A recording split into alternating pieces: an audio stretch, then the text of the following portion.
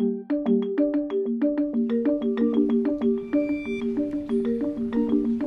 vais un peu plus m'appuyer sur un texte écrit pour éviter de m'éparpiller. Mais alors, je veux commencer par dire une chose. Je ne vais pas parler ici du catharisme médiéval. Je ne vais pas donner une description du catharisme médiéval tel qu'il se pensait, se comprenait. Je ne fais pas ici de l'histoire. C'est pour cela qu'on a appelé notre conférence le catharisme vivant, parce que cette pensée cathare médiévale, eh bien, il faut qu'elle soit traduite dans le présent d'aujourd'hui. Parce que notre monde n'est plus le monde médiéval. Et je vais essayer ici de donner les grandes lignes qui, en tout point fidèles à toutes les sources médiévales qui nous font connaître le catharisme, mais en même temps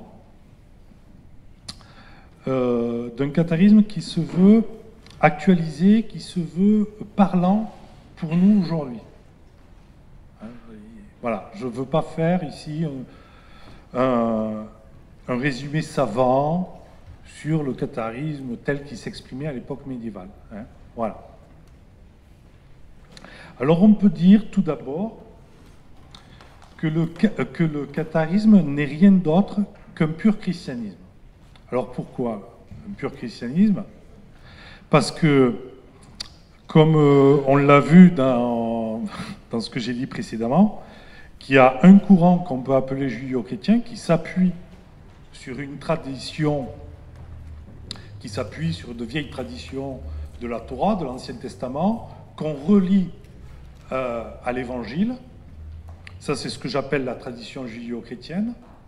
Et puis, le catharisme, à ce que je crois, c'est précisément ce qui opère une rupture, qui affirme que l'Évangile est quelque chose de neuf et de nouveau, qui est un renversement de la pensée, de ce qui a été fait jusqu'à présent.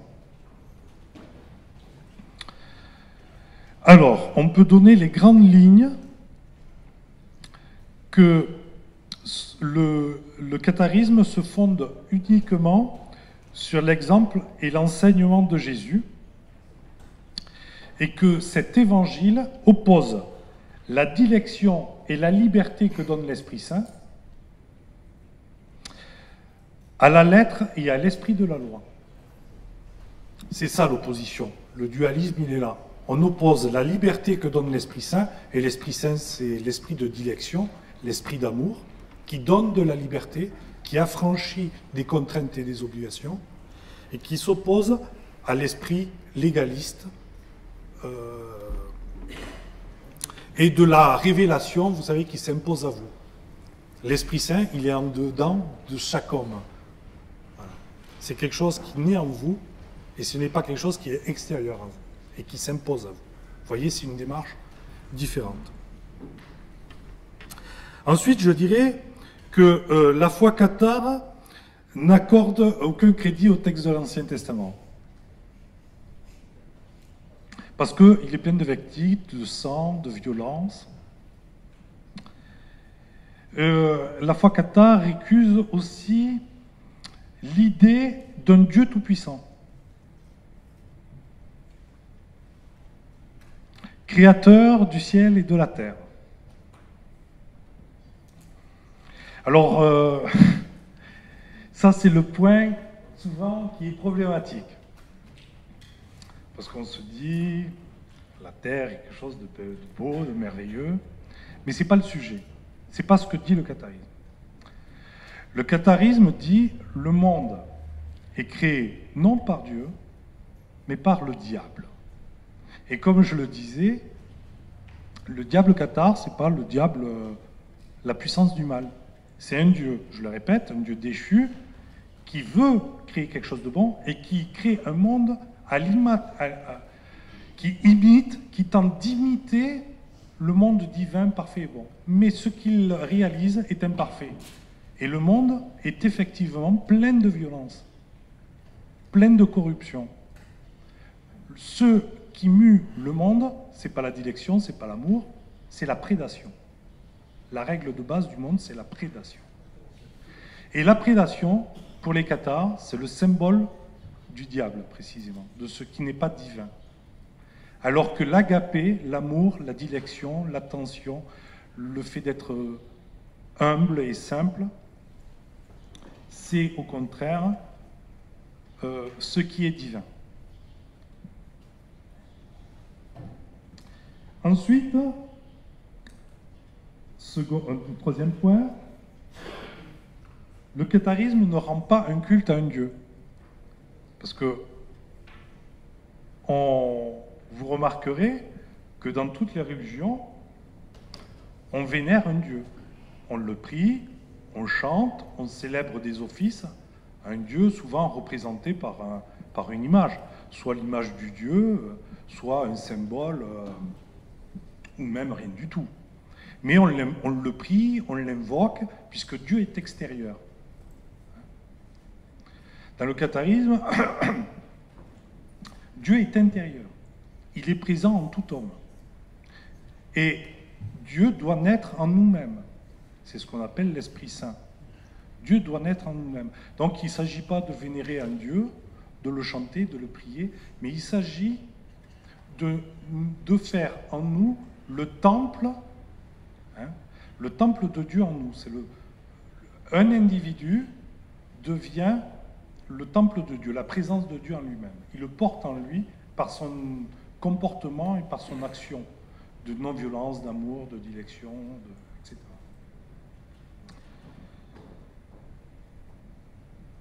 Alors le catharisme croit au contraire, contrairement à ce Dieu tout-puissant que l'on vénère, il croit que Dieu est tout-puissant dans le bien. Vous voyez, c'est différent. La toute-puissance est compris comme capacité de faire tous les contraires, le bien et le mal. C'est celui-là qui serait tout-puissant. Les cathares, ils disent non. La toute-puissance, c'est la capacité à ne faire que le bien et que le bien. C'est le bien qui est tout-puissant.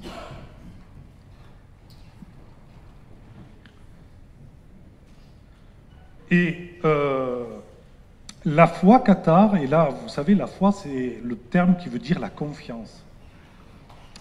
La foi cathare, c'est la confiance en ce Dieu d'amour qui nous habite. Parce que pour un cathare, tout homme a en lui la puissance d'amour. Et cette puissance d'amour, elle n'est pas de ce monde, on ne la trouve pas dans le monde. On peut regarder les montagnes, on peut regarder les arbres, on peut regarder tout ce que vous voulez, il n'y a pas d'amour. Mais nous, les hommes, nous sommes dotés d'une puissance d'amour. Et les cathares disent, cette puissance d'amour, c'est ce qui est divin en nous. C'est le divin en nous. C'est ce qui n'est pas présent en ce monde. Et pour les cathares, enfin, du moins le catharisme tel que ici je l'expose, le monde est étranger à Dieu et Dieu est étranger au monde. Ce n'est pas lui qui règne, ce n'est pas lui qui agit ici-bas. Celui qui règne et qui agit, pour un cathare, c'est le diable. C'est lui qui est à l'œuvre en ce monde. Alors précisément, la voie chrétienne, donc la voie cathare, c'est précisément se dessaisir du monde. C'est passer du monde au royaume de Dieu. Alors ce royaume de Dieu, ce n'est pas un royaume qui est dans le ciel et qui est dans un autre espace. Le royaume de Dieu, c'est le règne de l'Esprit Saint qui s'instaure ici-bas avec les hommes qui décident de vivre non plus suivant une loi, mais suivant la puissance de bonté, de dilection qu'ils ont en eux.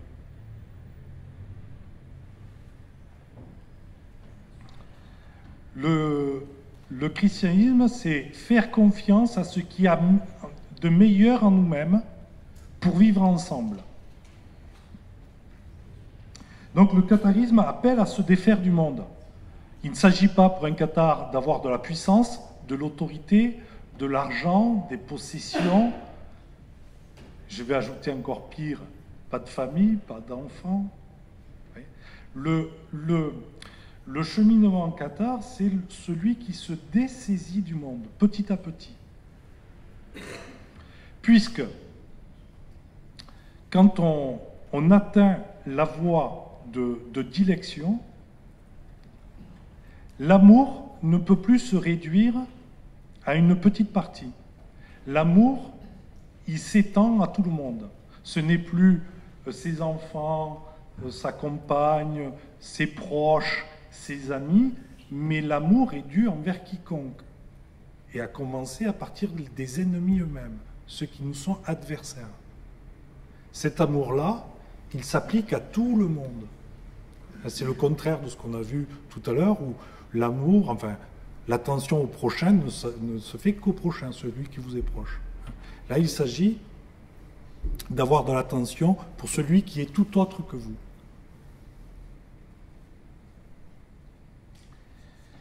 Et ce royaume divin, ce royaume de l'Esprit Saint, qui rentre en l'homme, c'est ce que le christianisme appelle la conversion.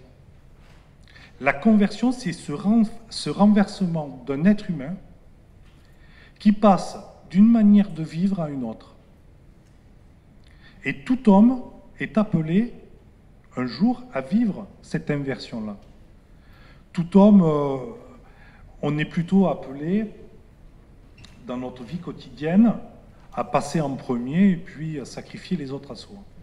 Ça, c'est le premier comportement. Mais quand on rentre dans la voie de dilection et d'amour, c'est le contraire qui s'inverse. On accepte de s'effacer pour que les autres ne soient pas les victimes de notre puissance du mal qui nous habite aussi. Parce que le mal, il n'est pas non plus étranger. Le mal, c'est nous-mêmes qui le véhiculons. Et c'est nos désirs, nos volontés de puissance, de domination, de richesse. Et une fois qu'on a abandonné ça, eh bien, on peut vivre autrement. Une fois qu'on a abandonné tout l'espoir de réaliser, d'être le plus beau, le plus intelligent, d'avoir tout ce que l'on veut, une fois qu'on renonce au monde, eh bien, il y a un autre cheminement au monde qui peut naître.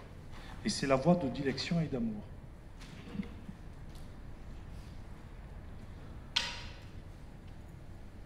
Et dans le christianisme cathare, ce basculement, cette conversion de vie,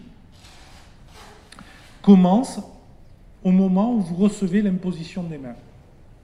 C'est le rite d'entrée dans cette voie de justice et de bonté. Puisque vous recevez l'Esprit Saint en vous-même qui permet de vivre selon l'Esprit et non plus suivant les passions de la nature. Et alors, comme nous l'avons dit, ce n'est pas du tout le baptême dans de l'eau, ce n'est pas Jésus n'a jamais baptisé personne dans l'eau, hein, c'est Jean-Baptiste qui a inventé le baptême d'eau, hein, c'est pas Jésus, donc le baptême, ce n'est pas chrétien, et c'est pour ça que les cathares appelaient le véritable baptême, donc l'imposition des mains qui donne l'Esprit Saint, ils l'appelaient la consolation. Alors ce mot peut paraître un peu curieux, hein, il sonne un peu curieux à notre époque. Consolation, bon, c'est pas trop parlant. Mais consolation, ça vient du latin consolamentum, lui-même qui vient du grec parakletum, parakletos, qui veut dire tout simplement, le paraclet en grec, c'est le défenseur. C'est celui qui vous soutient. Alors, je vous avais parlé tout à l'heure que dans l'Ancien Testament, il y avait Satan. Les hommes, face à Dieu, n'avaient que pour soutient celui qui les accusait, Satan. Dans le christianisme, les hommes ont pour soutien non pas celui qui les accuse, Satan, mais le Paraclet, l'Esprit Saint, celui qui les soutient et qui les aide, qui les amène à, non pas à les accuser, à les enfoncer, à les condamner, mais au contraire à les élever. L'Esprit Saint, c'est ça. Et donc, c'est pour ça que les cathares disaient que le véritable baptême, c'est la consolation. Donc, cette réception en nous-mêmes de celui qui nous pousse à aller au-delà de nous-mêmes, d'être meilleur que ce que l'on est, qui vous amène vers le haut. Ce n'est pas quelqu'un qui vous amène vers le bas, c'est celui qui vous tire vers le haut. C'est ça l'Esprit Saint. Et donc, ces chrétiens qui reçoivent l'imposition des mains, font en même temps un engagement de vie de non-violence absolue. On ne tue même pas une souris. Un chrétien cathare ne tue même pas une souris. Il ne tue bien sûr ni homme, ni bête, ni quoi que ce soit. Tout ce qui a souffle de vie, autant qu'il le peut, il ne tue pas. C'est la première voie. Et il y a aussi le refus du mensonge. Alors vous allez me dire, le mensonge, c'est pas aussi grave que ça. Mais si vous lisez dans l'évangile de Jean, il y a un très beau passage de Jésus qui dit aux Juifs qui veulent condamner Jésus, il dit « Vous avez pour père le diable, parce qu'il est meurtrier dès le commencement et qu'il est père du mensonge. » Et vous voyez que le mensonge et le meurtre sont liés. Ce sont les deux points les plus opposés entre le mensonge et le meurtre, du plus petit au plus grand, si vous voulez, et pourtant, ils sont intrinsèquement liés. Le mensonge est lié au meurtre et le meurtre est lié au mensonge. Donc les cathares, quand on s'engage à ne jamais mentir ni tromper.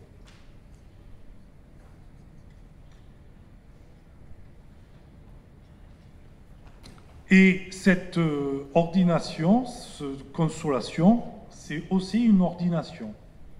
C'est-à-dire que dans l'Église, vous recevez un ministère. Hein. Le mot ministère veut dire en grec celui qui sert. Le ministre en grec, ministrare en latin, c'est celui qui sert. Donc un ministre, c'est celui qui sert, c'est le serviteur. Et le chrétien qui reçoit l'imposition des mains devient l'aide d'un chrétien plus avancé dans la foi. Il est son soutien.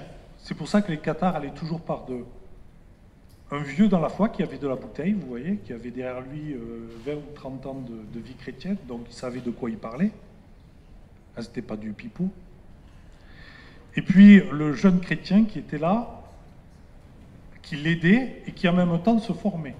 Et au bout de 2 ou 3 ans, lui-même recevait une autre imposition de main, une autre ordination, qui le reconnaissait apte à son tour à prêcher, à consoler, à lui-même devenir un ministre à part entière de la parole.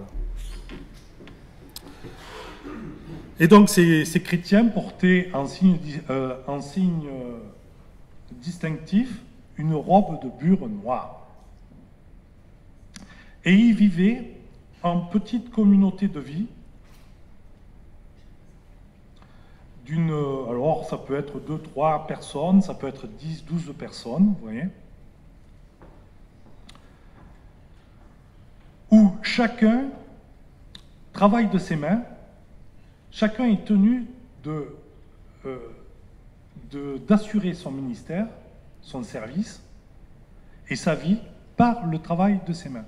C'est-à-dire qu'un cathare est indépendant. Il ne demande rien à personne. Hein. Puisque dès que vous établissez une relation d'argent, vous établissez une relation perverse, de clientèle. Voyez ? Si moi je suis payé par vous, vous avez un pouvoir sur moi.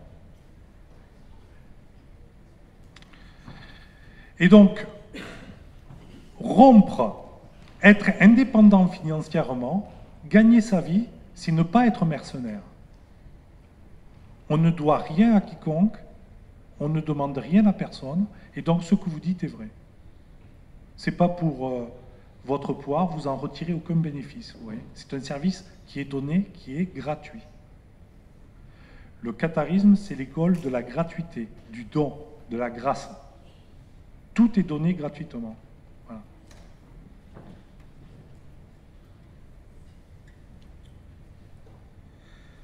Donc, pour ces chrétiens, avant de recevoir donc cette ordination qui faisait d'eux des chrétiens, on exigeait deux choses.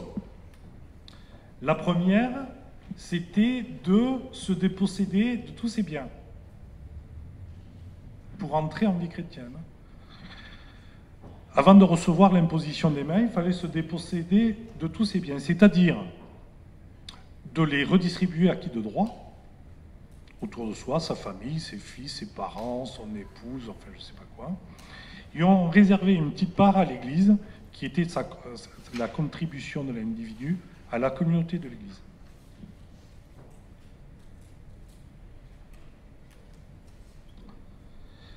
On demandait aussi de rompre les liens du mariage.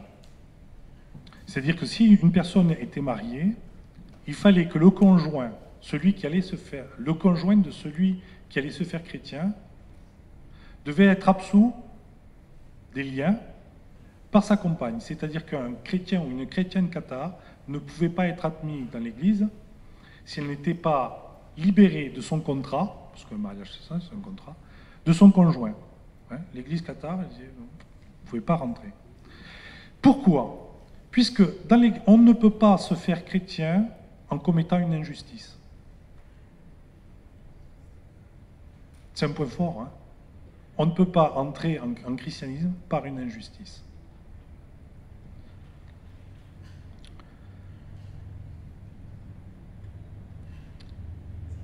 Alors ça, grosso modo, c'est la vie des chrétiens cathares. C'est ce qui était exigé. Mais chez les cathares, tout le monde n'était pas chrétien. Et tout le monde n'était pas tenu de l'être, d'ailleurs.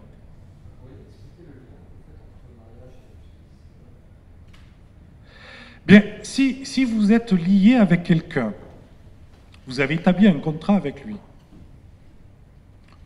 de vous-même, vous ne pouvez pas le rompre avec la personne avec qui vous êtes engagé, sans son accord, puisque c'est un contrat que vous avez établi avec l'autre personne.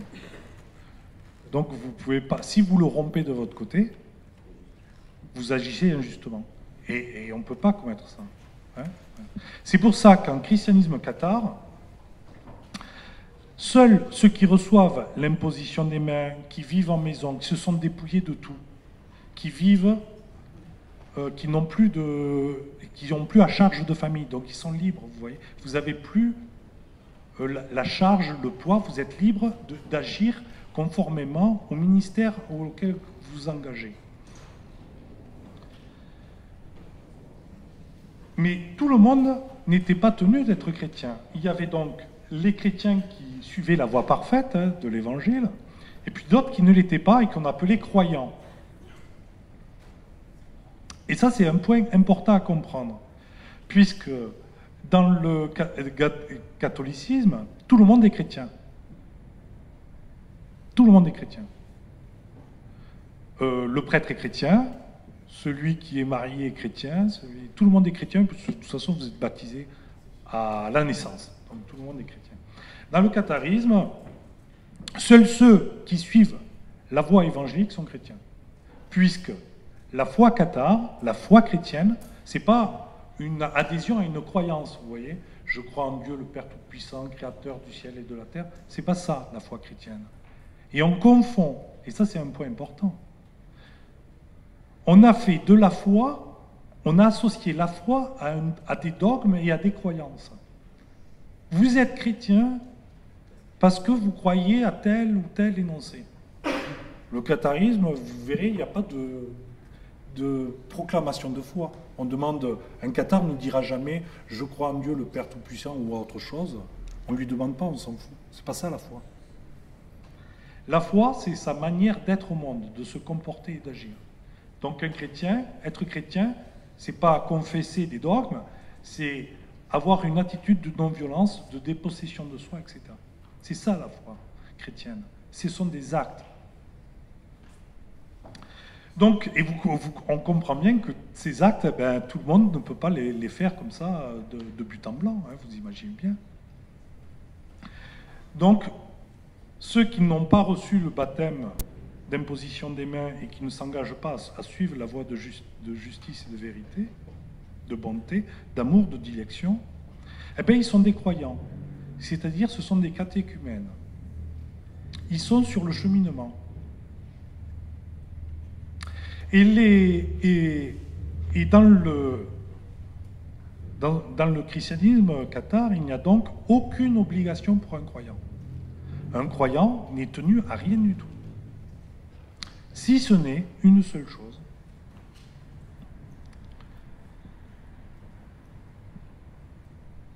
Parce que tout le monde n'est pas croyant. Hein.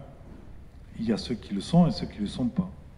Et on devient croyant dans l'Église cathare par peut-être quelque chose que vous avez déjà entendu parler, qui est le melioramentum. L'amélioration.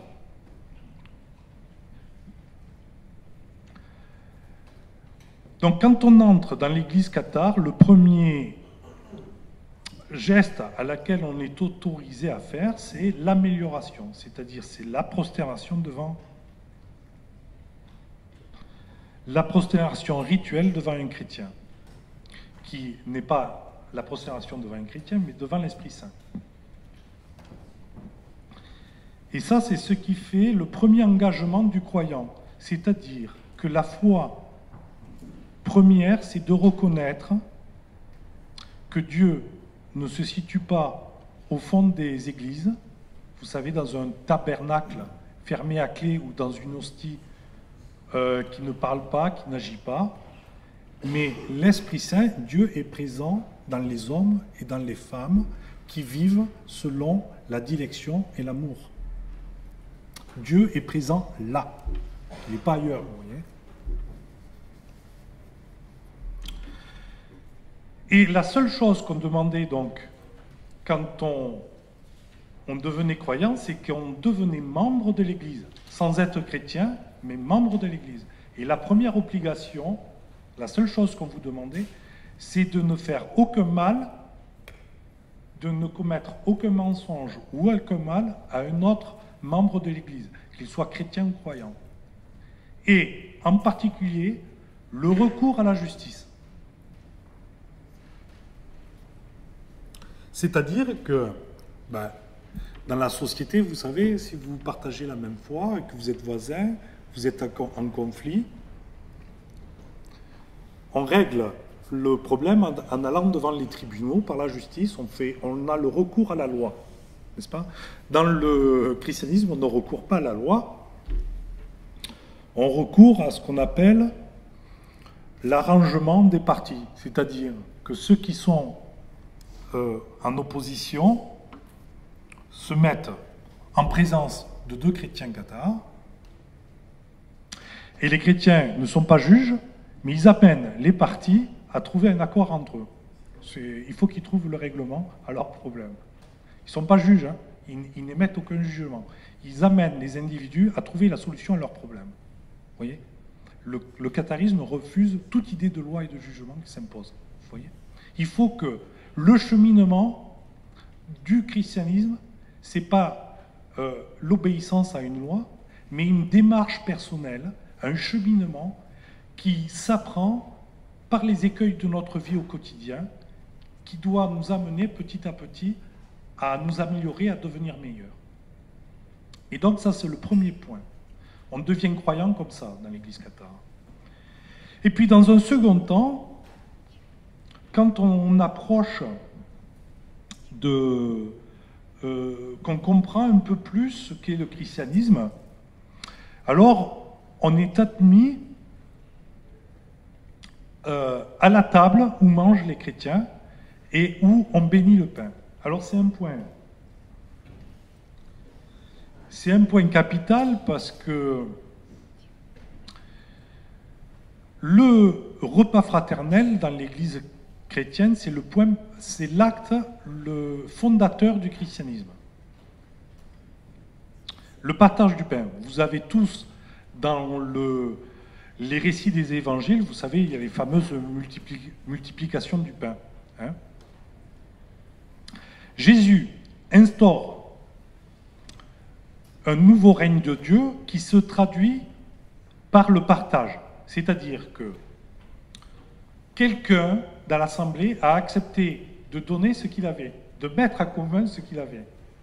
Et c'est cette mise en commun qui permet finalement à chacun d'avoir ce qui est nécessaire. Et dans le christianisme des origines, le premier rite que faisaient les chrétiens, c'était ce qu'on appelait l'agapé, c'était le repas fraternel. On mangeait ensemble, on fractionnait le pain. Parce que la symbolique est très très forte. Quand Jésus fait, vous avez tous entendu parler de la scène qu'il partage à ses disciples, c'est qu'il s'appuie sur une référence de la Pâque juive. Vous savez, la Pâque juive. La Pâque juive, c'est quand on mange le pain et l'agneau, qui symbolise la sortie de l'Égypte. La Pâque signifie le passage. Vous passez d'un état à un autre. Vous passez de la domination à l'esclavage, enfin c'est le mythe, hein, de l'esclavage de l'Égypte à la liberté. Eh bien, dans le christianisme, le partage du pain, c'est exactement la même chose. Vous rompez avec la loi, l'esprit de la loi, pour passer à la fraternité et à la liberté. Voyez ? Le symbole du pain partagé, c'est ce symbole-là. Ça marque la rupture et la nouveauté d'un mode de vie.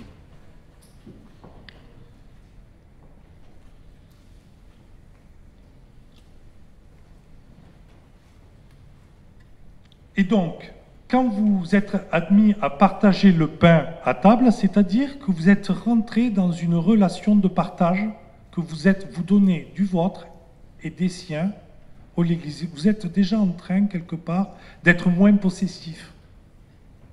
Vous êtes rentré dans une logique de partage et plus d'accumulation. Et j'entasse pour moi au maximum, parce que s'il manque quelque chose, j'aurai toujours. Le christianisme pense inversement. C'est-à-dire que pour s'en sortir, il faut accepter de partager. Pour s'en sortir, il faut vivre de manière fraternelle. C'est le seul moyen, en réalité, pour avoir toujours ce qui est nécessaire. Parce que vous êtes fort un jour, mais demain, vous ne le serez plus. Et donc, vous avez besoin des uns et des autres. Et si on n'est pas en rivalité, en opposition avec les autres, et qu'on rentre dans une logique de partage, eh bien, on peut avoir ce qui nous est nécessaire pour vivre. Il n'y a pas de souci. On peut s'entraider.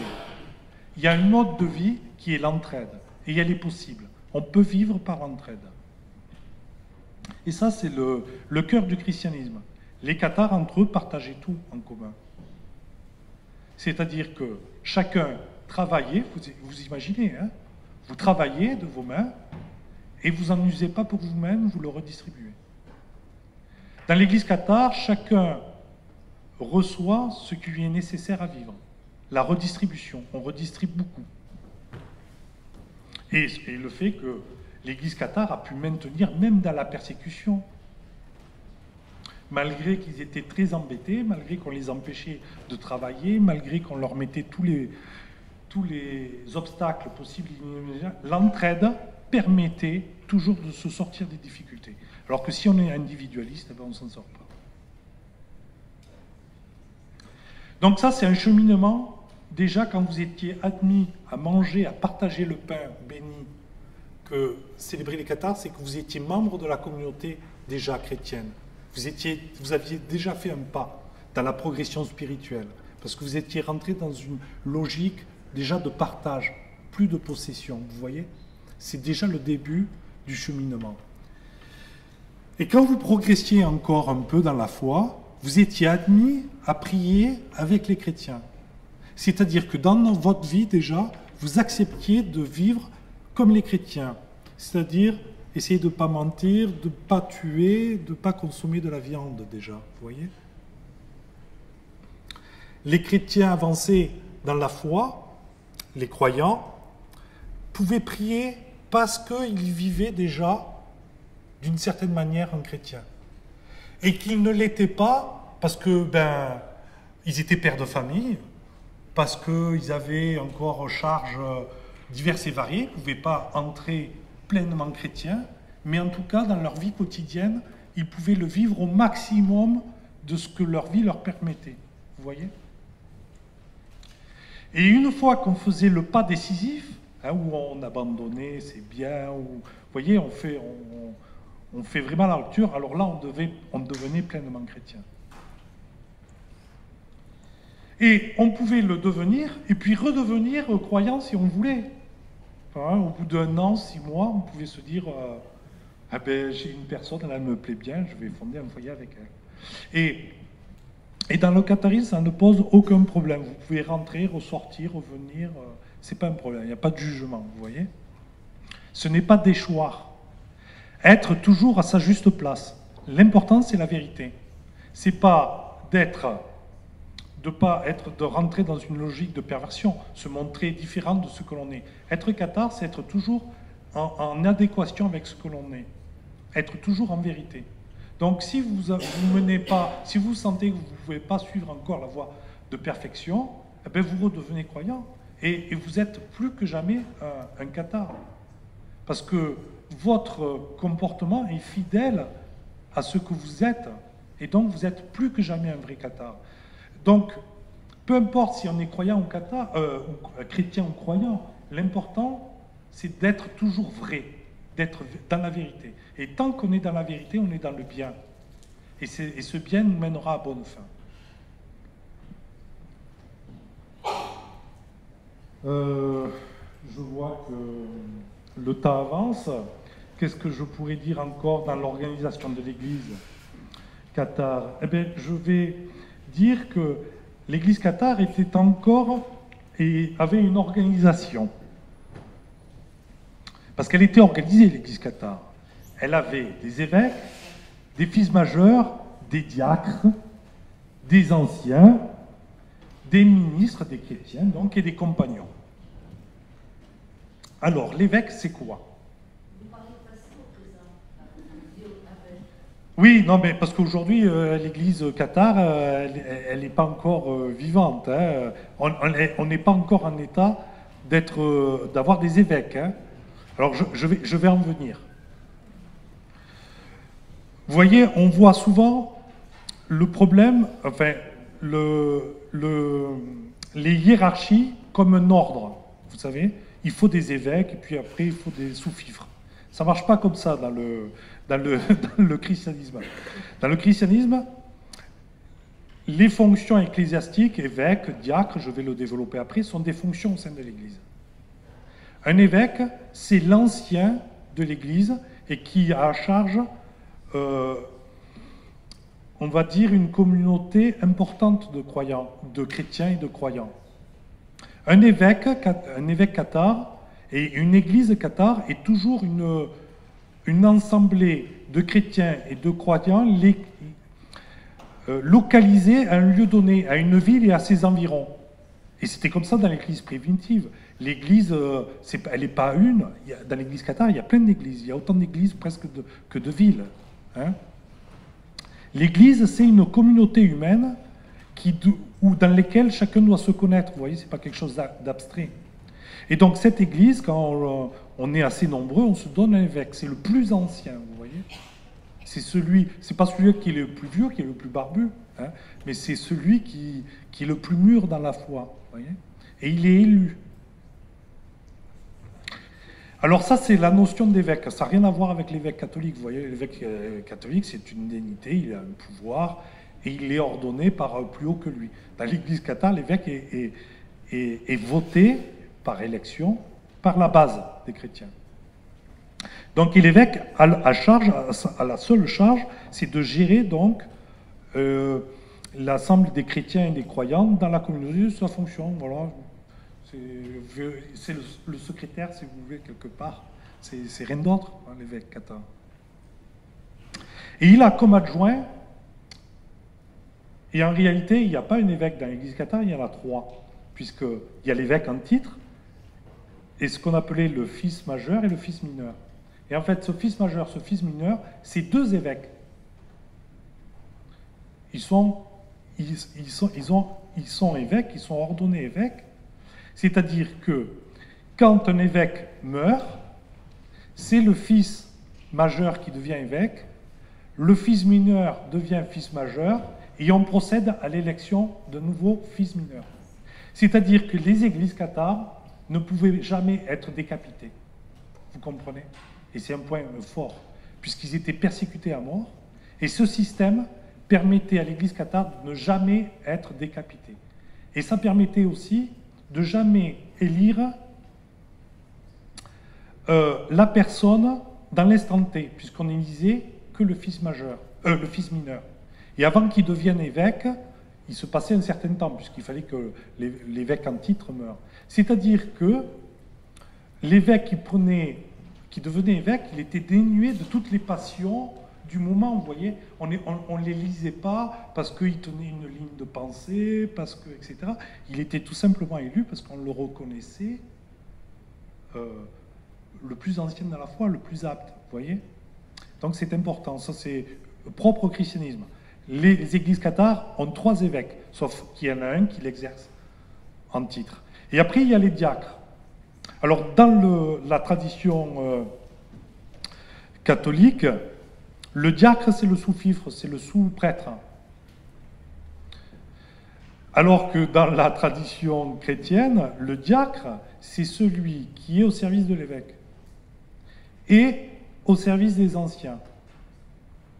Puisque l'ancien, c'est le responsable d'une maison cathare, puisque les cathares vivaient en maison. Ce que je vous disais, il y en avait 5, 6, 3, 4, 10, 15 qui s'assemblaient, qui vivaient sous le même toit, et ils se donnaient un ancien, c'est-à-dire une référence. Et cet ancien et cet évêque, pour faire le lien, il y avait le diacre. Le diacre, il était au service de l'évêque et était au service des anciens. C'était la courroie de transmission, si vous voulez. Puisque les anciens, l'évêque, il ne commande pas dans l'église cathare. Hein, il ne commande pas. Ce n'est pas le chef. Il n'y a pas de chef, de toute façon. Chez les cathares, il n'y a pas de chef. Et l'évêque travaille. Hein, tous les chrétiens sont tenus au travail. L'évêque travaille. Alors, il y a un récit dans une déposition que je trouve extraordinaire, pour revenir un peu au passé malgré tout. Vous avez tous entendu parler de Guilabert de Castres. Hein, Guilabert de Castres, c'est l'évêque par excellence. Jamais entendu parler. Bon, alors, Guilabert de Castres, c'est l'évêque qui a ordonné la sœur du comte de Foix, qui recevait le comte de tous les comtes, toute la noblesse locale. Vous voyez, c'était un personnage. Eh bien, cet évêque, eh bien, il y a une déposition, il dit, eh bien, je suis allé à tel endroit et puis j'ai vu l'évêque Guilabert de Castres qui construisait sa maison. Vous voyez, il faisait le maçon. Je ne sais pas si vous avez déjà vu un évêque faire un métier manuel. Hein, vous voyez, l'évêque cathare ne lui baisait pas la bague, vous voyez. Hein. Donc l'évêque, d'abord, vous ne pouvez pas distinguer un chrétien d'un autre. Il porte la même robe de bure noire, vous voyez, vous ne pouvez pas les distinguer, puisqu'il n'y a pas de hiérarchie, c'est que des fonctions. Donc si vous ne saviez pas qu'un tel était évêque, vous ne le voyez pas. Hein. Vous voyez, alors que dans l'Église catholique, l'évêque, le curé, le cardinal, les archevêques, le pape, à son habillement, vous le repérez de suite. Vous voyez. Dans l'Église catholique, ça ne marchait pas comme ça.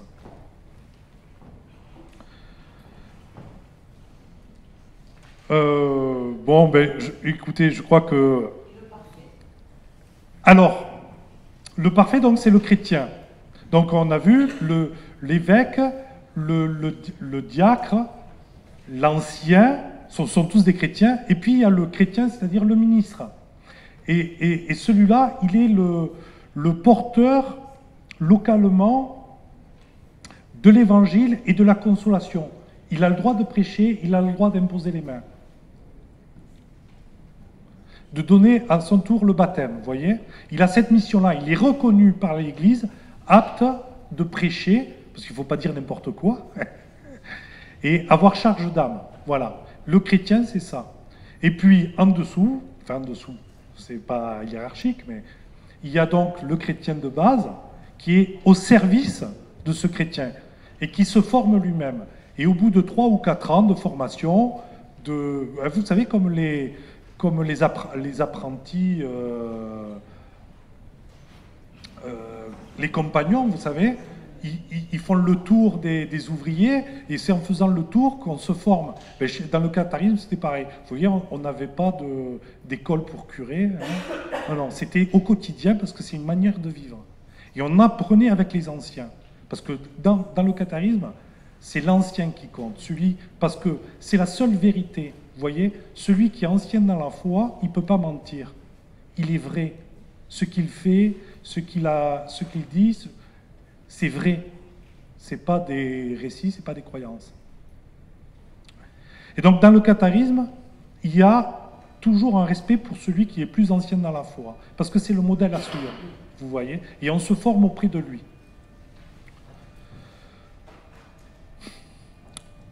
Je pourrais dire, alors il y a beaucoup, hein, vous voyez, j'ai plusieurs pages, mais je vais en rester là parce que je suis sûr que le débat et vos questionnements seront plus riches peut-être que mes propos un peu académiques.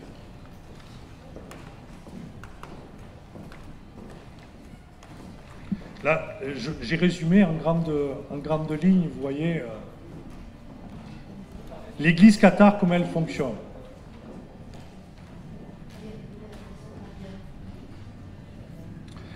L'Église cathare, c'est très variable. Hein. Vous voyez, si on fait un retour un peu dans le passé, une église, vous voyez, il y avait l'église Albi, qui comprenait la ville elle-même et puis ses environs. Il y avait l'église de Toulouse, qui comprenait Toulouse et ses environs. Il y avait l'église de Carcassonne, pareil. Et puis à un moment donné, on s'est dit, il y a plus de croyants encore, et on va créer l'église du Razès, vous voyez. On va prendre un peu de l'église... parce que l'église cathare, elle ne doit pas être très nombreuse. L'église cathare doit être toujours à taille humaine. Entre chrétiens d'une même église, on doit se connaître, vous voyez. On doit se connaître, de visu. Ça ne peut pas être théorique, quoi. Voilà. Donc, ça doit être très localisé. Et donc les églises sont autonomes. Et elles sont autonomes aussi en termes de théologie. Parce que ça, les catholiques, ils auront beau... Alors là, ils vont beaucoup s'attaquer aux cathares parce qu'ils vont dire, regardez, les cathares, il n'y en a aucun qui dit la même chose. Les uns, ils disent ça, les autres, ils disent ça. Alors ceux-là, c'est des mitigés, vous voyez. Ceux-là, c'est des absolus. Alors les cathares, il n'y a pas de chrétien mitigé, il n'y a pas de chrétien absolu. Tout ça, les cathares... Et chrétien, celui qui reçoit l'imposition des mains et qui vit selon l'évangile. Voilà. Parce que le catharisme, là, il n'y a pas de doctrine, il n'y a pas de dogme. Donc la théologie, elle est ouverte, elle n'est pas close, elle n'est pas fermée. C'est la liberté de chacun de se donner les réponses qu'il se pose et d'en élaborer et de les remettre en question. Vous voyez, la théologie cathare n'est pas un système clos qu'on a dans l'Église catholique, par exemple. On dit, la réalité, la vérité, c'est ça. Jésus, il est né de la Vierge Marie, voilà, c'est pas autre chose. Dans l'Église cathare, la théologie n'est jamais close, elle est toujours ouverte, parce que ça relève de la liberté de conscience et d'interprétation. Chacun est libre de répondre aux questions qui se soulèvent, puisque le dogme ne constitue pas l'Église. Ce n'est pas le dogme qui constitue, ce n'est pas le corps de croyance qui constitue l'Église. Ce qui constitue l'Église, c'est le cheminement de justice et de vérité. C'est de la manière dont on vit qui est l'Église, vous voyez? Et donc, dans l'Église cathare, les évêques, ils avaient leur théologie, l'autre disait autre chose, et puis ça ne posait pas de problème. Hein. Il y avait une liberté. Voilà.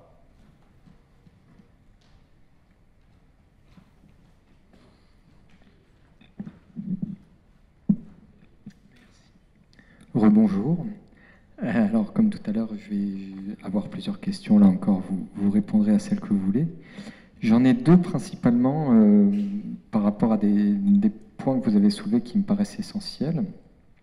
La première, vous nous avez parlé de la conception, entre guillemets, cathare du royaume de Dieu, en disant que, selon eux, le royaume de Dieu, c'est pas quelque chose d'extérieur à ce monde, à cette réalité, à un paradis ou quel qu'il soit, mais si j'ai bien compris, ce serait quelque chose comme le rassemblement des hommes qui essaient de vivre dans une vérité du Christ et de l'appliquer, etc. etc. Et ça me paraît personnellement incohérent avec ce qui me semble être une conception du catharisme par rapport à ce monde matériel qui est un monde qui est fondamentalement mauvais précisément, puisque vous en avez parlé, sa loi première est la loi de la prédation, et que malheureusement, en étant dans la matière, on ne peut pas s'extraire de la prédation. L'idéal cathare, dans l'atome, ne peut être qu'un idéal. Si on essaie de l'appliquer jusqu'au bout, on se rend compte qu'on ne peut pas, que les seuls cathares véritables sont les morts. Et donc, je me demandais quelle était au final la conception de ce royaume qui est celui dont parle le Christ. Et il y a ces mots d'ailleurs du Christ, « Mon royaume n'est pas de ce monde ». Donc on peut aussi l'interpréter comme étant une parole qui dit le royaume régi par la loi d'amour que je suis venu vous enseigner, il ne peut pas exister ici. Après, c'est une interprétation. Mais donc voilà, sur ce point-là, j'aurais voulu savoir ce qu'il en était véritablement. Et du coup aussi, qu'est-ce qu'on doit penser de l'Endoura, ce qu'était l'Endoura et ce qu'on doit en penser. Donc ça c'est un premier point. Le deuxième, il concerne la loi. Vous dites que... Est-ce que je pourrais répondre à la première? Oui, oui. Parce que sinon, parce que vraiment, je trouve que vous posez des questions très intéressantes. Et vraiment, c'est là où je dis où le dialogue est mieux qu'un peu ce qu'on peut dire de manière officielle, voilà, que le monologue. Alors quand je dis que le royaume de Dieu n'est pas étranger, c'est-à-dire préciser, alors c'est... Là, il faut que j'avance plus profondément. Dieu, pour les cathares, il est à la fois intérieur et extérieur. Il est intérieur de nous-mêmes parce que nous en avons une parcelle en nous-mêmes, mais ce n'est qu'une parcelle individualisée dans un corps. Et il est à la fois extérieur parce qu'il est aussi tout autre. Hein, il est en dehors de nous-mêmes, hein, il est ailleurs. Mais là où je dis où le royaume de Dieu est présent ici-bas, c'est-à-dire que, et c'est un point fort parce qu'on accuse souvent les cathares de se réfugier dans des outre-mondes. Hein. On fuit ce monde pour se réfugier dans un outre-monde, dans un monde fantasmé ou imaginaire. Et je dis, non, les cathares, c'est pas l'après-vie qui compte. C'est pas l'après-vie qui compte. Ce qui est déterminant, c'est dans notre vie, ici et maintenant. Si je ne vis pas le royaume de Dieu ici-bas, si je n'essaye pas de vivre le royaume de Dieu ici-bas, qui est la justice et l'amour, si je ne le vis pas ici-bas, c'est que je n'y accepterai pas après ma mort. Vous voyez ? Puisque le catharisme, c'est cette conviction, hein, c'est une conviction, hein, c'est de rejoindre le Père. Hein. On a en nous le corps enferme, contient l'étincelle divine. Si elle a atteint, si elle s'est renouée avec le Père, à la mort du corps, l'âme va se réunifier à Dieu. Donc il y a bien un ailleurs chez les cathares. Mais c'est un ailleurs qui doit se vivre ici et maintenant, en premier. Parce que si on ne le vit pas ici et maintenant, c'est que on ne le vit pas demain. Et c'est pour ça que j'ai volontairement évité de parler de l'outre-monde. Parce que c'est souvent ce qu'on fait dire aux cathares. Ah, ils se jetaient dans le bûcher parce que comme ça, ils rentraient, ils allaient rejoindre le paradis éternel. Je crois que c'est une mauvaise compréhension, pour ma part. Les cathares, c'est ceux qui ont assumé la vie en ce monde en premier. Et si on ne l'assume pas, cette vie-là, d'abord, c'est qu'on n'y accédera jamais. Et le catharisme, précisément, la foi chrétienne, vous voyez, c'est un basculement. Les hommes ont le souci d'eux-mêmes, de se sauver, de se survivre à la mort et au mal qui les frappe. Mais quand on est chrétien, le souci de soi ne se pose plus. La question de son salut ne se pose plus, puisque vous êtes entré dans le salut. Vous l'êtes déjà ici et maintenant. Donc ce qui vous arrive après, la mort, vous n'en avez plus le souci de votre vie, puisque vous avez rompu déjà avec la vie de ce monde. Ceux qui ont le souci de leur vie, c'est ceux qui sont prisonniers de la vie de ce monde, qui veulent se survivre, qui veulent se sauver. Et le chrétien cathare, c'est précisément celui qui a accepté de mourir ici-bas, de mourir à ce monde, pour naître à un autre monde. Donc lui, il est déjà rentré dans la vie, alors l'autre monde, ça, enfin, c'est pas son sujet, quoi. Lui, il le vit déjà, ici-bas. Enfin, c'est mon point de vue. Alors, peut-être la deuxième question. Oui, c'est juste une deuxième. Vous avez parlé du rapport à la loi et par rapport à un système fondé sur l'amour, en disant, je vais schématiser et être peut-être un peu simpliste, mais que grosso modo, chez les cathares, il n'y avait pas de loi, c'était une question de conscience de chacun, et que c'est quelque chose qui est cohérent avec un système qui est basé sur l'amour, etc.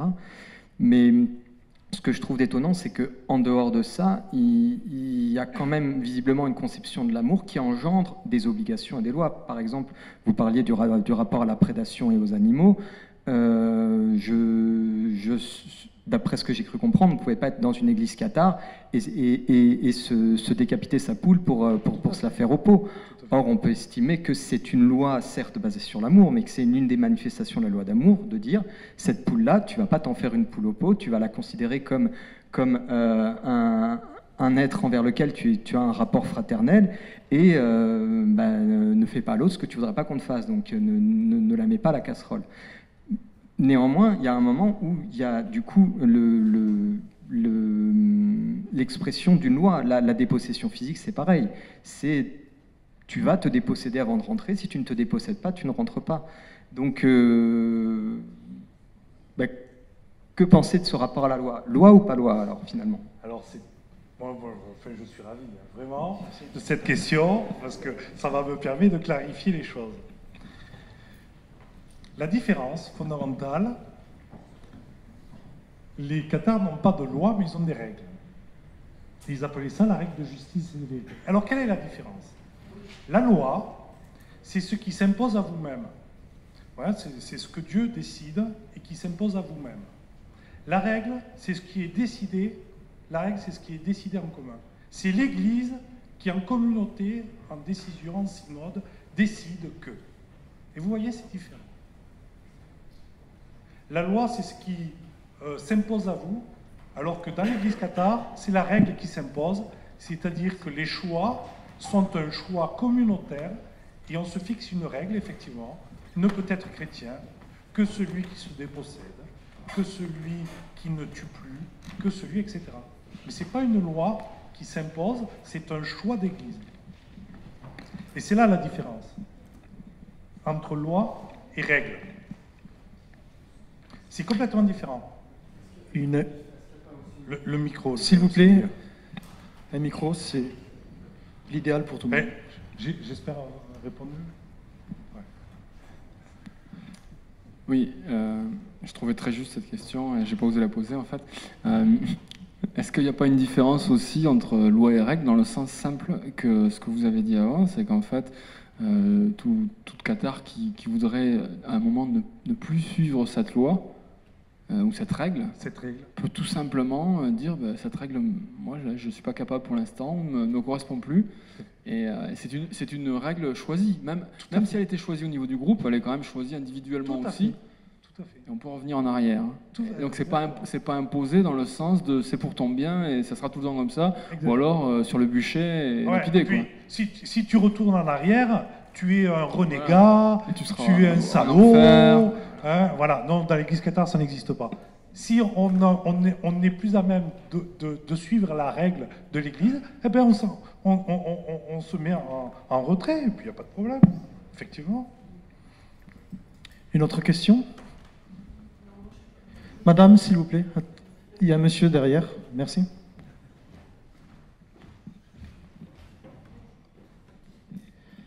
Alors, ma question, c'est sur un passage. J'ai eu l'impression, en vous écoutant, que le catharisme, c'était le lieu du passage de, on pourrait dire, je ne sais pas, vous allez me dire si ça correspond, le passage de la loi extérieure à la loi d'amour intérieur, un peu, ou on pourrait dire aussi peut-être de la lumière extérieure qui régit les choses, et donc de façon très imparfaite, parce que elle est dans la division forcément, à une lumière intérieure qui demande de dissoudre ce qui justement peut être de l'imperfection, mais en intériorité bien sûr.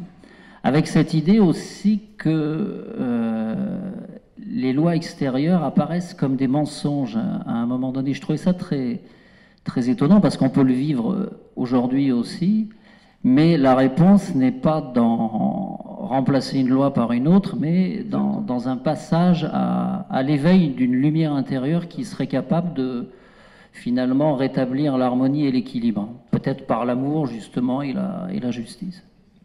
Donc c'était pour savoir si ça correspondait à ça, parce que moi, ma question c'est ça, hein, parce que je sens vraiment un passage, comme on voit le passage entre l'Ancien Testament et peut-être un christianisme tel que vous le décrivez. J'ai rien à dire, hein. Vous avez répondu à votre propre question. Hein. C'est exactement ça. Je ne peux même pas retrancher un mot. C'est exactement ça. Non, mais c'est un point vraiment capital. C'est le point cœur. C'est que on ne devient pas, on ne rentre pas dans la voie qui mène à Dieu par l'obéissance à une loi extérieure. Il y a un cheminement intérieur à faire. Ce cheminement, il peut être long ou pas, c'est pas le souci. L'important, c'est d'arriver à bon port. Et c'est pas une question. Vous savez, comme le récit de la tortue et du lièvre. La question, c'est pas la question d'arriver le plus rapidement au but. La question, c'est d'y arriver. Et c'est le cheminement qui compte.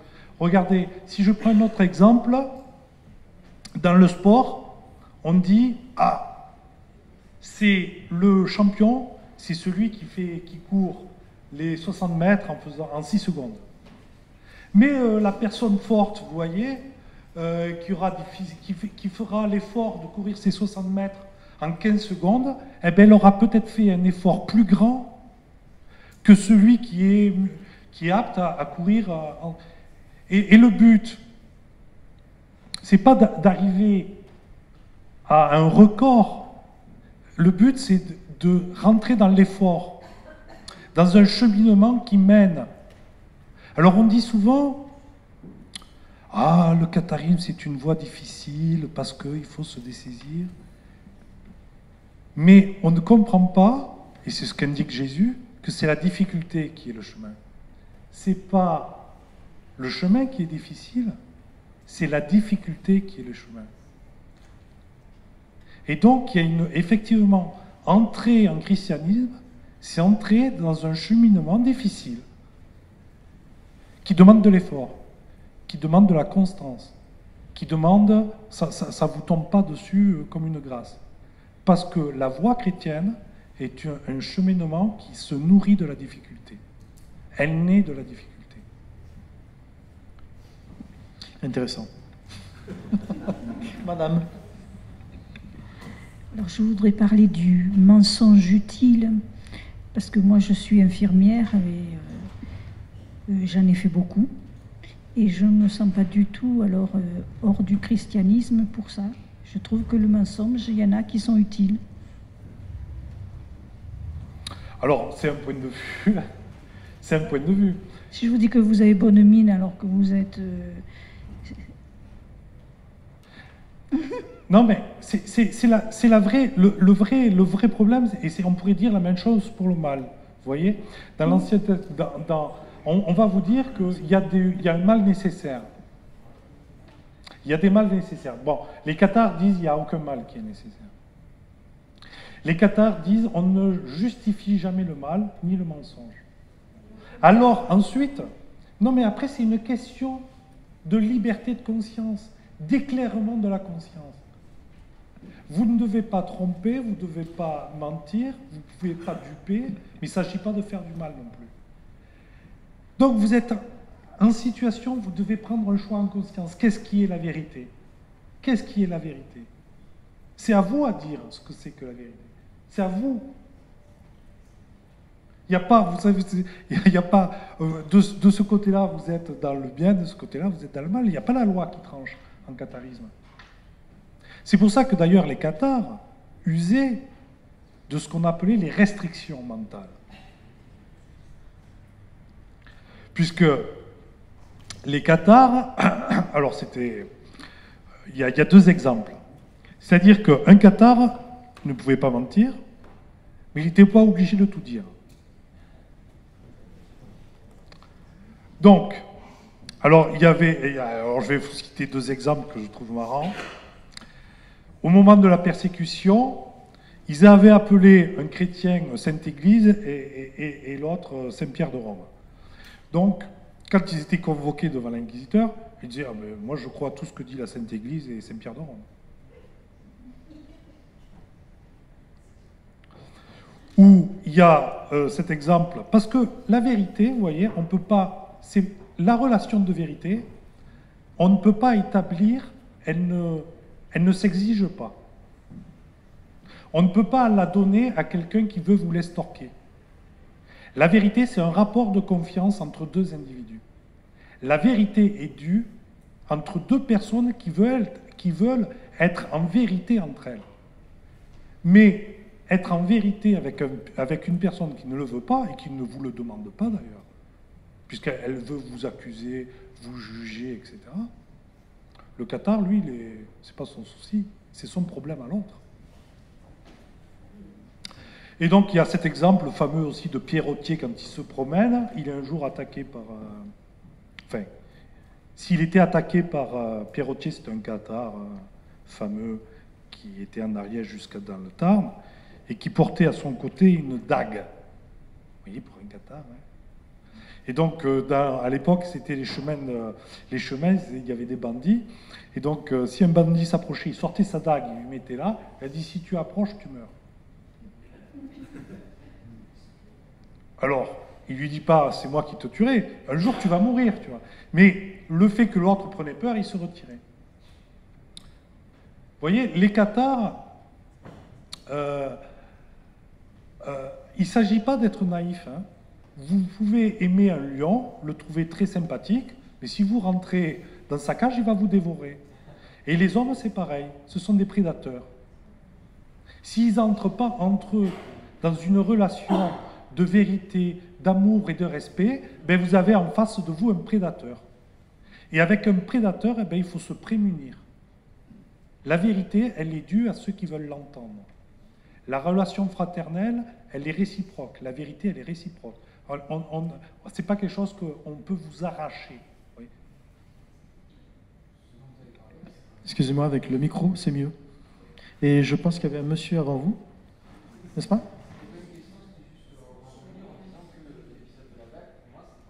D'accord.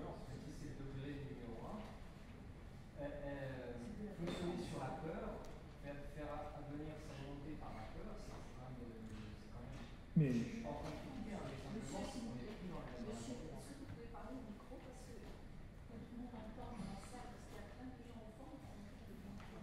Il faudrait avoir le micro. Ça va être dur. Hein. Alors je plaisante. Non, mais je ne voulais pas prendre la parole à une prochaine question, simplement rebondir sur l'épisode de la dague en disant que, à mon sens, on est dans le premier degré de la violence, dans le sens où il y a quand même l'imposition de sa volonté par l'exercice de la peur. Même s'il n'y a pas le geste derrière, la menace du geste est déjà un premier pas dans une violence qui m'apparaît personnellement sortir de l'héritage chrétien. Voilà, c'était une remarque. Alors on va rebondir sur ce que vous disiez tout à l'heure, et qui était très juste. Vous disiez que ici-bas, le parfait amour ne peut pas se réaliser. Et on est tout le temps confronté, le chrétien... le chrétien est tout le temps sur une lame de rasoir. Il est tout le temps en équilibre. Il doit à chaque fois s'adapter à la situation. C'est pour ça que, à l'époque où les Cathares avaient encore des chevaliers qui les guidaient, vous voyez, avant ils payaient des chevaliers pour les escorter, parce qu'ils savaient que sinon ils étaient soumis à la violence. Alors c'est une autre façon de détourner. Et quand ils n'avaient plus les chevaliers, ils ont trouvé cette solution-là. Parce que vous êtes confrontés à des... Et alors c'est quoi la voie de justice, de vérité? C'est pas le bien absolu il n'est pas de ce monde.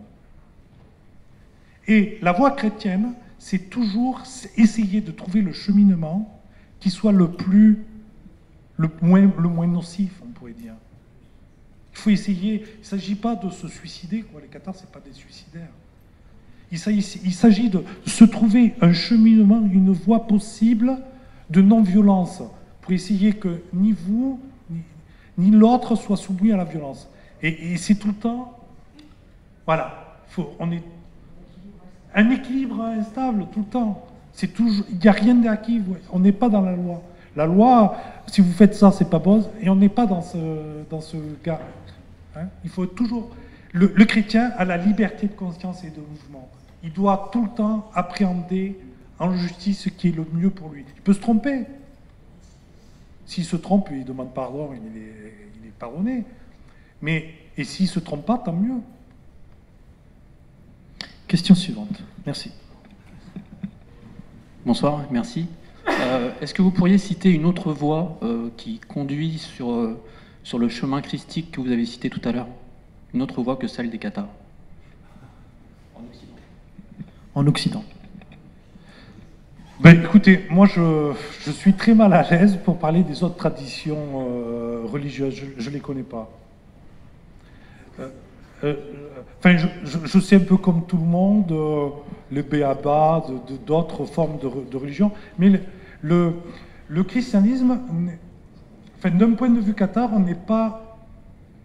n'a pas à dire les autres, ce qu'ils sont, ce qu'ils font.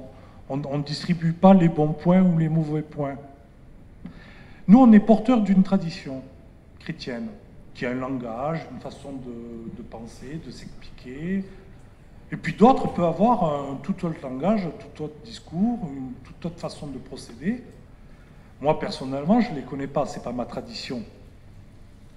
Mais les Cathares, justement, ils n'ont jamais dit, et ça c'est un point fort aussi, vous me donnez l'occasion de le dire, c'est que contrairement, les Cathares ne disent jamais ce que nous disons, c'est de Dieu lui-même. C'est de Dieu lui-même. Les Cathares disaient, je suis chrétien à ce que je crois. Il y a un exemple que je trouve très frappant, toujours dans le registre de l'Inquisition. Il y a un jour un auditeur, comme ça, quelqu'un du pays, qui croise un croyant et puis deux chrétiens en train de cheminer. Et il dit « Ah, c'est vous les bons chrétiens dont j'entends parler ?» Et qu'est-ce que dit le bon chrétien? « Je suis chrétien, ce que je crois. » C'est-à-dire que le chrétien ne dit jamais c'est la vérité, c'est Dieu, c'est toujours une confession de foi. Donc le christianisme n'a pas à se poser sur les autres cheminements. Enfin, c'est pas moi. Enfin, il y en a certainement d'autres, hein, de voix, j'en doute pas. Mais moi, je me sens pas à dire qu'il y a d'autres voix. Il y en a certainement d'autres, hein. J'en doute pas un seul instant. Mais en tout cas, je ne connais que celui du Christ. Autre question. Oui, donc du coup, avec ce que vous dites, on se demande un peu si finalement les chrétiens croyaient en Dieu. Notamment parce que tout à l'heure, vous avez abordé une question, moi ça m'a percuté, le fait que le mot Dieu vient de Zeus, des Grecs. Les Grecs, Zeus, donc c'est le plus grand des dieux du polythéisme, hein, donc qui correspond, je crois bien, à Apollon chez les Romains, il me semble. Jupiter. Jupiter. Enfin, je sais plus. Bon. Enfin, il y a une correspondance. Mais là, on est dans le paganisme. On n'est pas dans le monothéisme. Et donc, du coup, c'est vrai qu'à l'époque antique, donc à l'époque romaine et puis aussi égyptienne, il y a des conflits entre le polythéisme et le monothéisme. Quand le christianisme arrive, il y a ce conflit avec Rome, et puis finalement il est absorbé. Alors du coup c'était un peu ce qui me questionne, c'est que j'ai lu quelqu'un qui a écrit un livre, j'ai oublié le nom, mais sur le catharisme, et qui dit, en parlant pour l'Église catholique, j'ai pas de compte à régler, mais qui dit l'Église catholique c'est l'Église païenne qui a réussi. Voilà. Enfin bon, qui a réussi. Donc du coup, voilà, pour dire, parce que de Rome venait du paganisme et ne venait pas du monothéisme, quoi. Donc, et en même temps, ce que vous dites, c'est que voilà, les cathares, finalement, on peut se dire, est-ce qu'ils n'honoraient pas un dieu comme toutes les populations et toutes les migrations de l'Antiquité qui venaient de Babylone ou qui venaient d'Égypte avaient des dieux qui étaient intégrés, donc c'est pour ça qu'il y avait des myriades de dieux dans le polythéisme, dans les grandes cités comme Rome ou Babylone. Enfin voilà, bon, je veux pas, mais du coup c'était cette question entre ce conflit entre polythéisme et monothéisme, et puis les cathares là-dedans, quoi.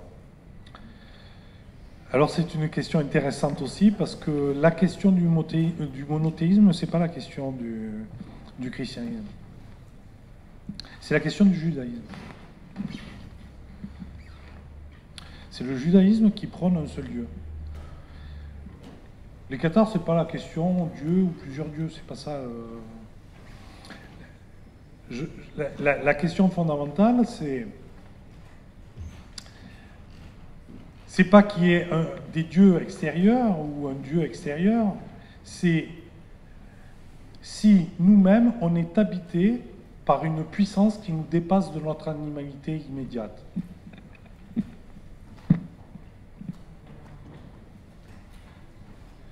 La question pour un cathare, c'est plutôt ça. Et je dirais que Dieu ou pas, je vais peut-être un peu blasphémer, on s'en fout. On a le droit, on a le droit. On s'en fout, c'est pas la question. C'est pas parce que il y aurait un Dieu ou pas un Dieu qui existerait ou pas. La question, est-ce que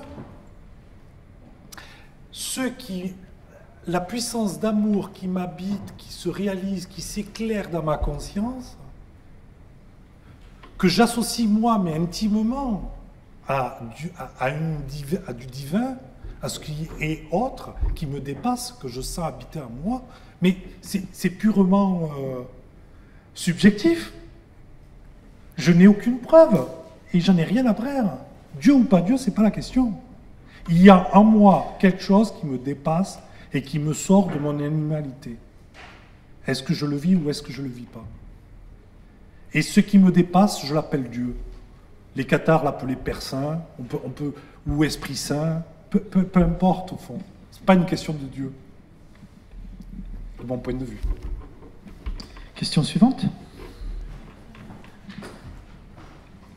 Merci bien. Quand vous dites ce qui me dépasse, je l'appelle Dieu, bon, c'est vrai que vous dites le divin, parce que vous avez parlé d'étincelles divines, hein, l'amour ou la lumière, enfin peu importe, effectivement. Le passage sur terre du chrétien, si cette étincelle divine qu'on en tout en soi, et à travers les épreuves qui permettent justement de faire le chemin, d'aller vers plus de conscience avec un grand C, etc. Je veux dire que si ce chemin-là n'est pas fini, est-ce qu'il y a une réincarnation? Par rapport à d'autres traditions, comment ça se passe pour les... Ah ben, je vais répondre. Oui, voilà. C'est très intéressant. Dans le judéo-christianisme, il n'y a qu'une vie.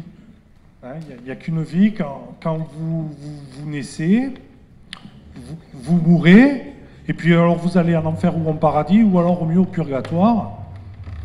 Et chez les cathares, il n'y a pas de Dieu juge, vous voyez, il n'y a pas Dieu qui, à la fin de votre vie, vous envoie en enfer, il n'est pas juge, Dieu. Hein. Donc chez les cathares, vous êtes l'homme, l'étincelle divine, et prisonnière du corps. Tant qu'il n'a pas rejoint, tant qu'il est séparé de Dieu, il est sous la puissance du diable. Et quand le corps meurt, l'étincelle divine est remise dans un corps, n'importe lequel, d'une bête, d'un oiseau, d'un autre être humain, homme, femme. Pour les cathares, c'est comme ça qu'ils le conçoivent. Hein? Il y a une permanence, pas de l'individu. Pas de l'individu, parce que nous, on confond. On croit que ce qui nous survit, c'est nous-mêmes. Or, ce qui est nous-mêmes, c'est ce qui fait de moi Ruben Sartori, c'est mon éducation, c'est le corps que j'ai hérité, mais celui-là, quand il va périr, il va disparaître. Ruben Sartori, il va disparaître. Mais ce qui va se maintenir, c'est cette étincelle divine. Et c'est pas moi, cette étincelle divine. Et c'est elle qui survit et qui passe de corps en corps. Enfin, du moins, c'est comme ça que le montraient les cathares. Et elle passe de corps en corps jusqu'à ce qu'elle arrive dans le corps d'un chrétien. Voilà. Hein. Et une fois qu'il est dans le corps chrétien, il l'a renoué avec sa source originelle. Et donc, il est repassé du pouvoir du diable au pouvoir de Dieu. Et donc, il rentre dans l'unité de Dieu. Alors, il ne faut pas le prendre au premier degré, à la première lettre, mais en tout cas, c'est comme ça que ça s'explique. Parce que je pense que c'est important d'avoir un langage un peu imaginaire, parce que qui nous renvoie à quelque chose de plus concret. Ça nous permet de nous représenter les choses, en tout cas. Les cathares le présentent comme ça. Il n'y a pas... La mort n'est pas une finitude et n'est pas une solution. La solution, c'est toujours comment on vit. Et la vie, vous le voyez bien, les corps meurent, mais les vies animent toujours de nouveaux corps. Cette vie-là, elle ne s'arrêtera pas, quel que soit le corps. Alors, je ne sais pas si ça rejoint les traditions orientales, en tout cas, c'est chrétien. Merci. Question suivante. Oui, merci. Donc encore merci pour cette conférence.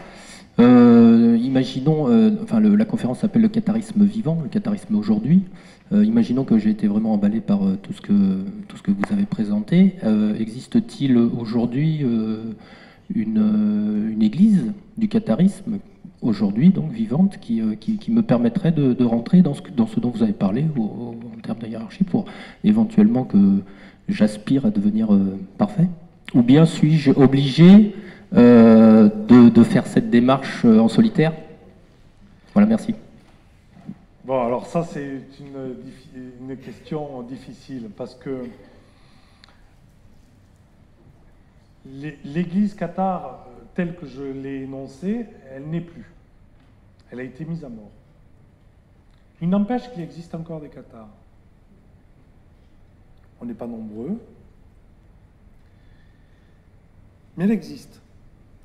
Et il y a un cheminement possible et c'est pour ça que peut-être je suis un peu ici, c'est pour témoigner que le catharisme n'est pas mort, qu'il est vivant, qu'il anime encore des personnes, et que l'Église cathare peut renaître.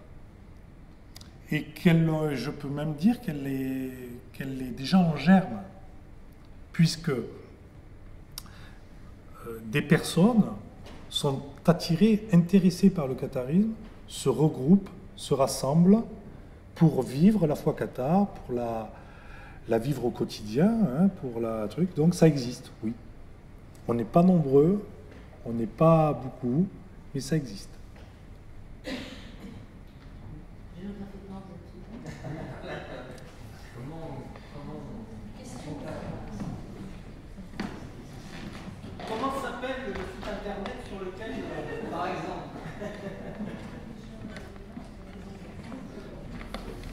Alors, moi je vous invite à aller sur un site en construction qui s'appelle la maisonqatar.org.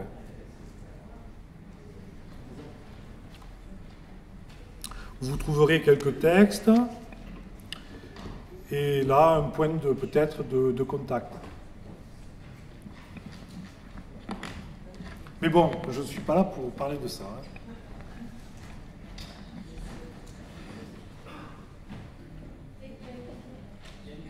Oui, monsieur avant, madame après. Allô? Oui, ce que je voulais vous poser comme question, c'est est-ce que... Bon, on sait qu'il y avait une sorte d'école Qatar où les gosses étaient élevés par des dames Qatar, etc. Mais est-ce qu'on a des écrits concernant la transmission de la religion Qatar chez les enfants et à quel âge on pouvait, en quelque sorte, devenir croyant ou... Voilà. Ah oui, c'est un point fort que j'ai pas... Effectivement, j'en ai pas parlé. Alors, dans la plupart des religions, on vous enseigne tout petit dans la religion. Hein, on vous circoncie à quelques jours, on vous baptise, voilà, on vous baigne tout de suite, quoi. Dans le christianisme, Qatar, on ne parle qu'à ceux qui sont doués de raison. C'est-à-dire, à 15-16 ans, on considère que vous êtes suffisamment mûr pour prendre un cheminement, pour être critique, pour avoir un choix personnel. Les Qatars s'interdisaient d'enseigner les enfants. On ne pouvait devenir Qatar et croyant Qatar qu'à partir d'un certain âge, c'est-à-dire que vous étiez doué de raison. C'est ce que disaient les Qatars. On estimait un âge où un individu était doué de raison. Voilà. Au-delà, on ne bourre pas le crâne. Il faut que ça soit un cas de conscience.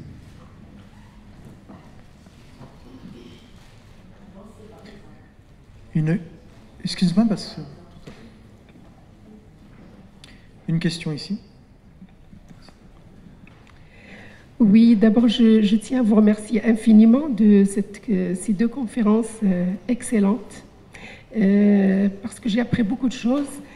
Et puis, aujourd'hui, je me sens aussi chrétienne Qatar.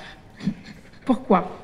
Parce qu'en fait, tout ce que vous avez dit me parle, et tout ce que, bon, sachant que moi, je suis de tradition musulmane soufie. Donc, tout ce que vous avez me parle, et j'ai trouvé beaucoup de similitudes que j'aimerais bien partager avec vous, parce que vous avez dit que le divin dans l'homme, le divin est dans l'homme, il n'est pas dans le monde. Bon, là j'aimerais bien que ça soit un peu plus clair. Est-ce que vous voulez dire par là que le divin dans le sens de la raison? Puisque dans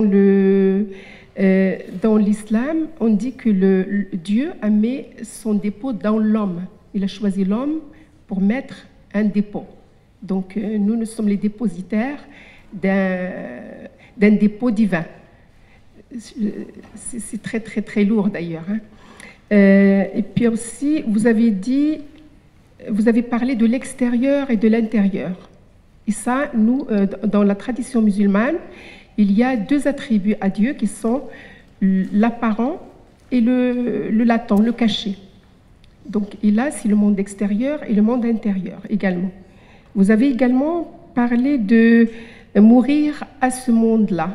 Et donc là aussi, dans l'islam, il y a un hadith, ce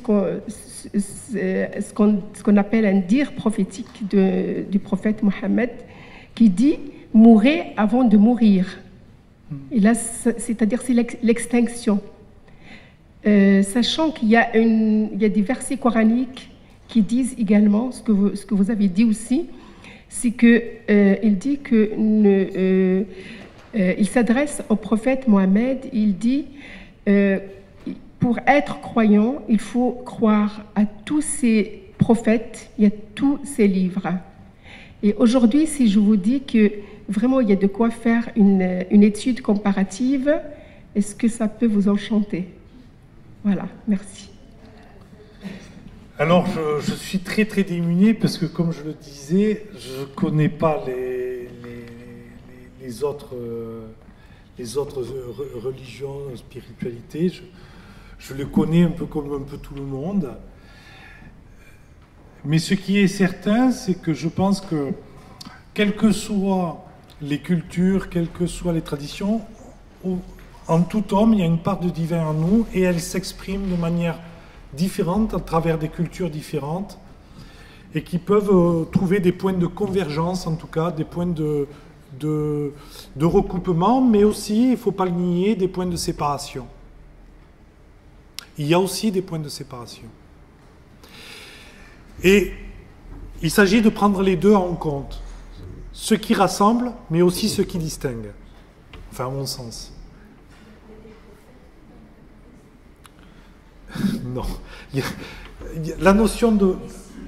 Dans la notion de prophète, c'est une notion de continuité. Le catharisme opère une rupture avec la continuité. Il crée quelque chose de nouveau. Il opère une rupture. Il n'est pas dans une continuité. Donc c'est là où peut-être il y a une limite. Non, il n'y a pas de Messie. Non plus. Une question aussi. Oui, je vous ai entendu beaucoup parler des premiers chrétiens, assez vaguement d'ailleurs, et que les Occidentaux seraient allés à Jérusalem ou dans la région, en Palestine, disons, et ils ont retrouvé les sources du christianisme. Donc le christianisme, c'est la parole du Christ, mais pour les Cathares, quelle est la place du Christ? Je ne vous ai pas entendu parler beaucoup du Christ. Est-ce que les croyances cathares sont basées sur la vie du Christ, sur les paraboles, sur quoi exactement? Très intéressant. Alors, je disais en préambule que le catharisme était un pur christianisme puisqu'il ne s'appuyait que sur l'enseignement de Jésus. C'est le point de départ que j'ai dit dès le début. Mais, effectivement, il y a une distinction à faire entre Christ et Jésus. Dans la tradition judéo-chrétienne, le Christ c'est le Messie, c'est celui qui est promis, qui est venu, il meurt, il est crucifié, il ressuscite. Et il faut croire en lui, il faut croire à sa résurrection, il faut croire qu'il est né de la Vierge Marie, il faut croire tout ça. Le catharisme, ce n'est pas la croyance au Christ. C'est pas croire qu'il est mort, qu'il est né de la Vierge Marie, c'est pas croire qu'il a été crucifié sur la croix, c'est pas croire qu'il est ressuscité le 3e jour. C'est croire à l'Évangile, à ce qu'il a enseigné, en ce qu'il a enseigné. Dans le christianisme cathare, Jésus, c'est un messager. C'est un messager, c'est celui qui délivre le message. Il le délivre, non pas en parole, mais en acte. Il montre l'exemple. Il est le premier-né, dit l'apôtre Paul. Il est celui qui montre le chemin à suivre.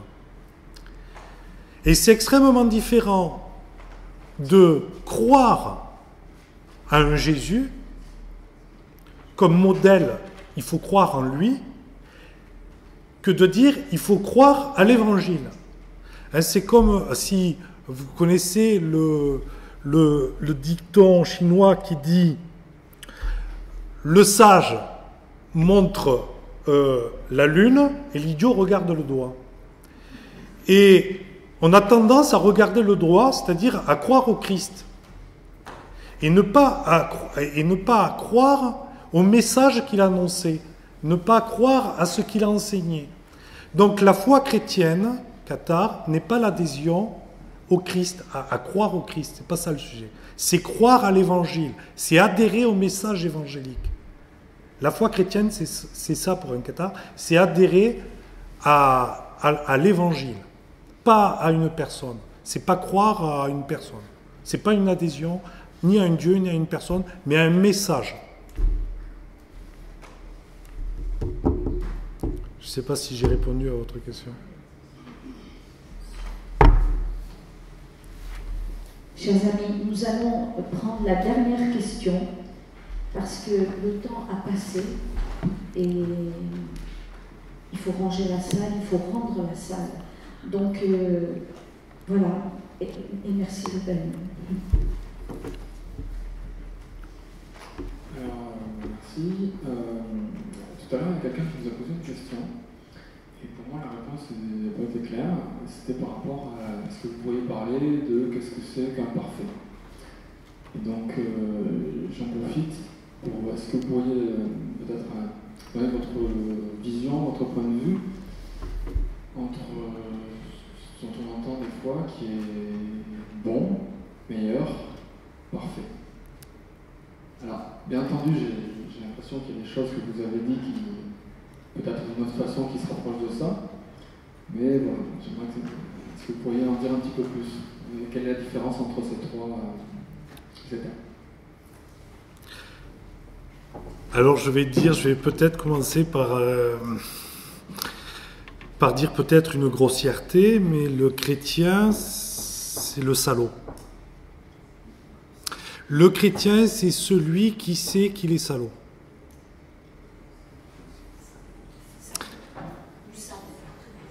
Le chrétien, c'est celui qui sait qu'il est salaud, que c'est un salaud.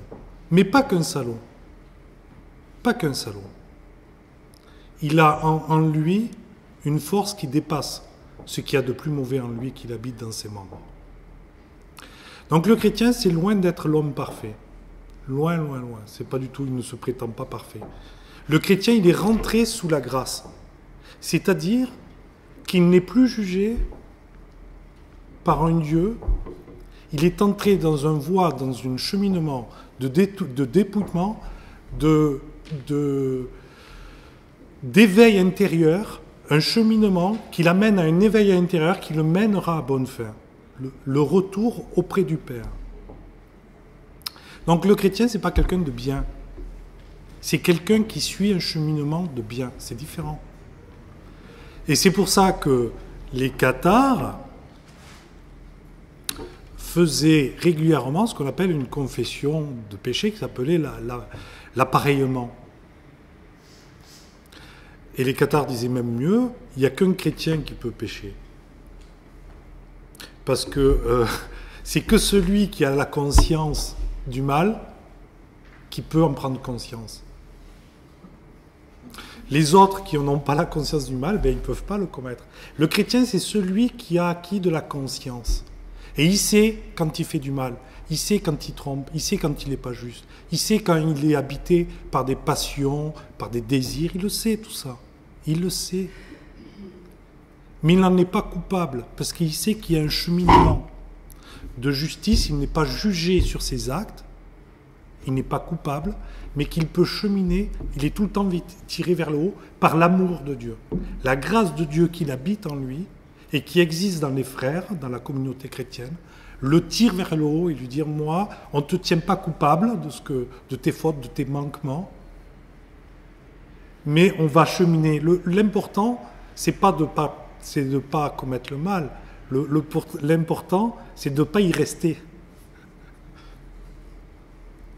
C'est pas de le commettre. Le mal, on le commet. Les chrétiens n'arrêtent pas de commettre le mal. C'est pour ça, d'ailleurs, que tous les jours, il y avait le pardon et la bénédiction par le Melior Amentum. Le Melior Amentum, ce que je vous disais, c'est la prosternation rituelle qui se faisait au moins 2 fois par jour et qui donnait le pardon, la bénédiction et le pardon de Dieu. Donc à chaque fois, vous étiez pardonné de vos fautes et renouvelé à dire, eh ben, on peut surmonter le mal qui t'a vaincu, il ne t'a pas vaincu parce que tu veux encore cheminer vers le bien. Je ne sais pas si j'ai répondu à la question. Vraiment, merci Ruben, je suis désolée. Nous sommes obligés de clore cette merveilleuse après-midi. Un grand merci, un applaudissement pour Ruben.